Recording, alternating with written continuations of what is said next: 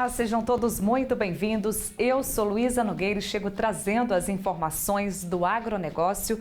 Veja o que mais é destaque na edição de hoje. Manejo de agricultura regenerativa tem a natureza como principal aliado. Nossas práticas agrícolas, fosse harmonia com a natureza. Aproveitar, os recursos naturais como uma grande ferramenta de negócio. Trabalho diferenciado no pós-colheita na produção de café garante mercado internacional para os grãos. Nós exportamos, em média, 90% da safra, mais ou menos. A gente tem muitos clientes na Europa, na Ásia, na América do Norte. E a previsão do tempo com a Amanda Souza. A gente abre a edição de hoje trazendo uma reportagem especial sobre agricultura regenerativa. Vamos conversar com especialistas para entender como este manejo diferenciado pode trazer resultados, tendo a natureza como principal aliado.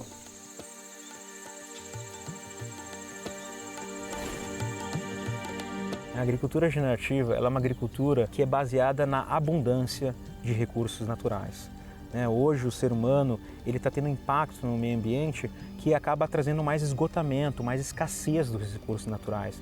Eu chamo nós seres humanos de engenheiros dos ecossistemas, que faz com que a gente tenha um papel fundamental para regenerar as paisagens e ter o suficiente de recursos naturais para as próximas gerações. Então a abundância é a palavra-chave para a gente conseguir entregar um futuro próspero para as próximas gerações.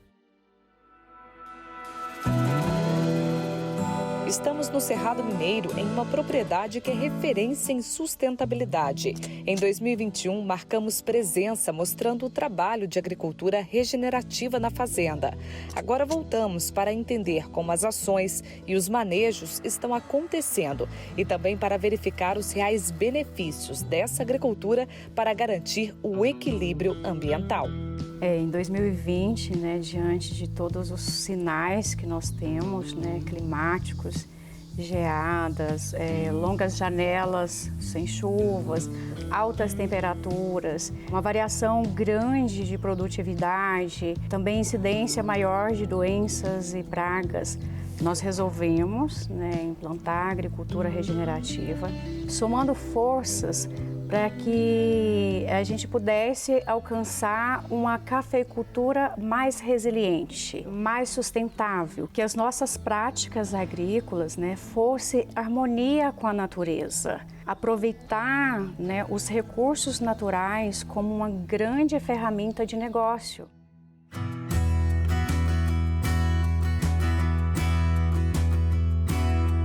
Produtores e especialistas se reuniram para aprimorar o conhecimento de agricultura regenerativa.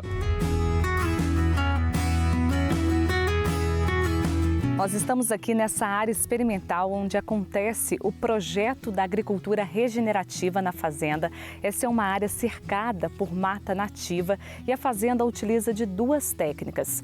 Uma delas é a cobertura de solo por meio de 5 espécies, que vai proporcionar aí um maior equilíbrio ambiental, e também o plantio de abacates, ou seja, a arborização feita nas entrelinhas do café com espaçamento de 12 por 10.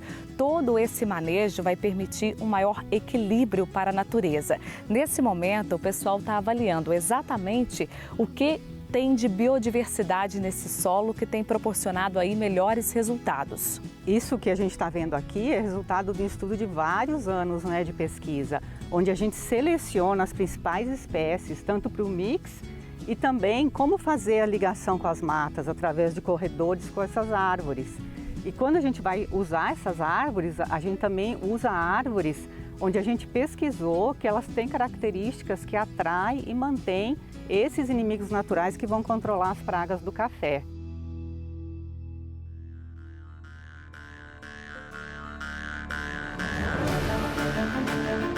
O Cerrado Mineiro já tem no seu DNA o cuidado com as boas práticas agrícolas, segundo a Federação dos Cafeicultores. O Cerrado é a região do Brasil com o maior número de áreas certificadas, hoje em torno de 115 mil hectares. Isso mostra que os produtores já têm uma cultura voltada para as boas práticas. É fundamental, A gente tem que olhar a cafeicultura no longo prazo, A gente quer produzir hoje A gente quer produzir daqui a 50 anos, daqui a 100 anos. Então, para manter essa perenidade, eu preciso cuidar do solo, eu preciso cuidar da planta, eu preciso cuidar de todo o microclima, do meio ambiente no qual a gente está inserido. E Marcelo, que também é cafeicultor da região, confirma essas boas práticas. Ele foi, inclusive, premiado. Então, foi uma felicidade muito grande a gente ser reconhecido como fazenda fornecedora de café do ano, né? A gente representou o Brasil, a gente foi premiado através de práticas sustentáveis com foco na agricultura regenerativa.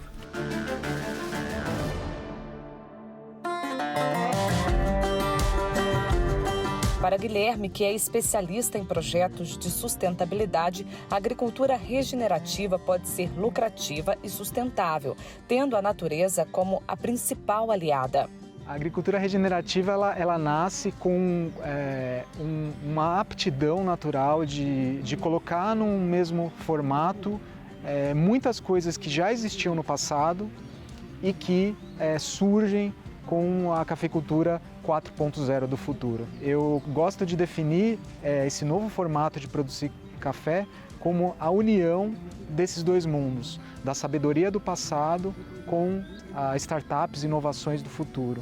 É uma cafeicultura que, sim, traz uma resposta para alguns dos desafios principais que nós temos no Brasil. O primeiro deles, mudanças climáticas. O ano de 2021 foi um ano icônico em relação ao clima, tanto pela falta de água de um lado, como pelas duas geadas que efetivamente causaram estragos. Os estudos científicos dizem que no futuro isso cada vez tem uma tendência de se tornar mais frequente se o planeta aquecer. O regenerativo vem como uma resposta para isso, né? Não é a única resposta, mas é uma resposta que nós acreditamos que pode servir. É um modelo de agricultura lucrativo que se baseia na natureza. Então é um pilar muito grande do que nós chamamos de soluções baseadas na natureza. É utilizar a natureza em nosso favor. Então é esse tipo de abordagem, e é uma abordagem nova para as pessoas. Talvez é uma resposta, né? O segundo desafio é a Revolução Verde, é o grande uso de insumos. Hoje o Brasil é considerado um campeão em uso de insumos e existem mercados e consumidores que exigem que o café ele tenha, né, uma forma de produzir mais natural, mais de acordo com a harmonia em relação à natureza, e o regenerativo vem para atender a essas demandas, né? A agricultura regenerativa ela é uma agricultura que, em vez de ser baseada em insumos, ela é uma agricultura baseada em processos, né? E esses processos são parte de monitoramento dos impactos a níveis sociais, ambientais e econômicos.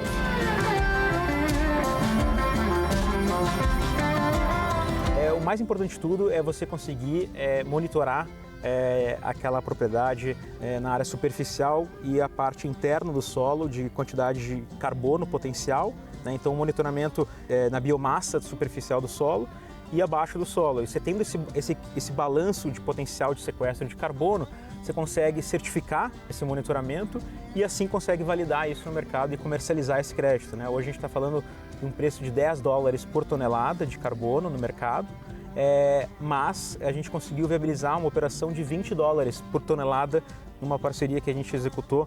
Então vê realmente o apetite de empresas, bancos pagarem por esse ativo ambiental que é o carbono. São dados que vão ser coletados por imagem de satélite, sensoramento remoto, também um monitoramento da análise de laboratório do carbono no solo.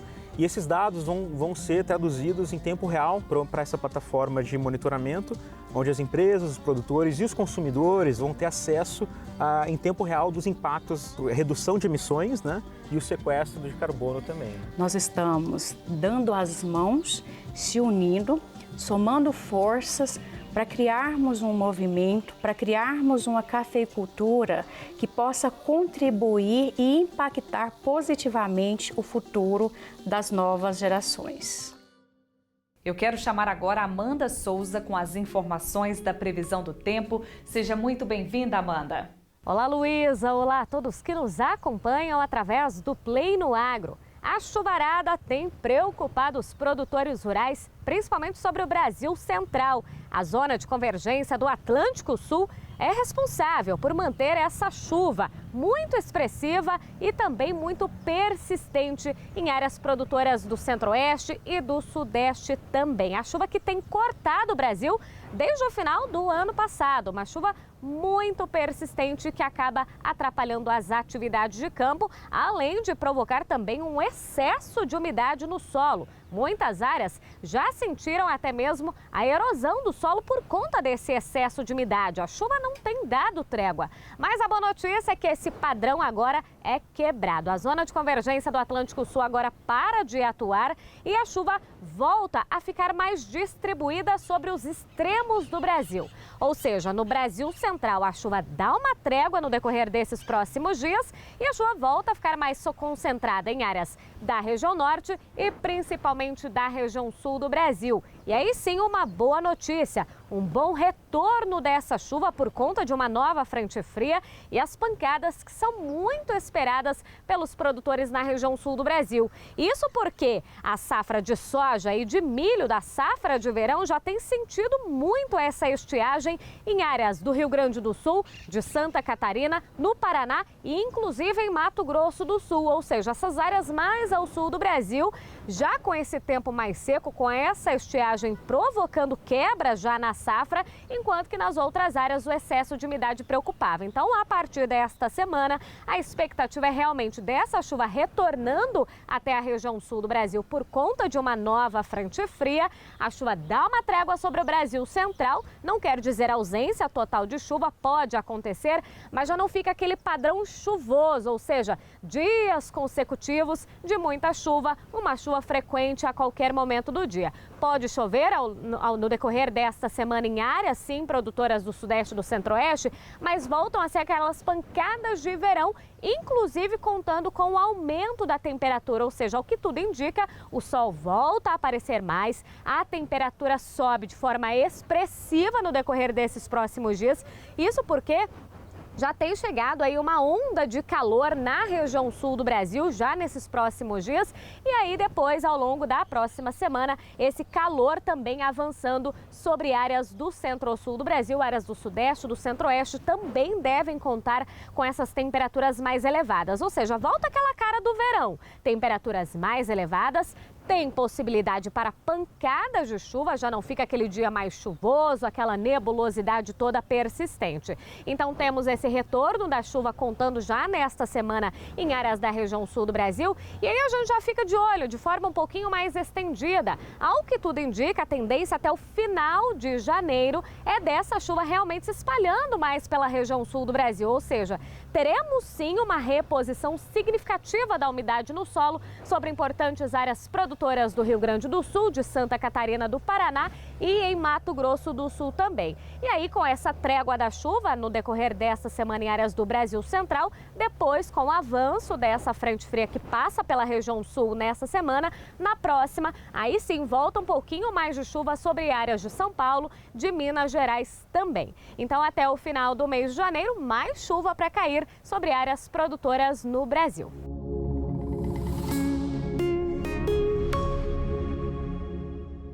Vamos agora para um rápido intervalo. Daqui a pouco eu volto com mais informações do agronegócio para você.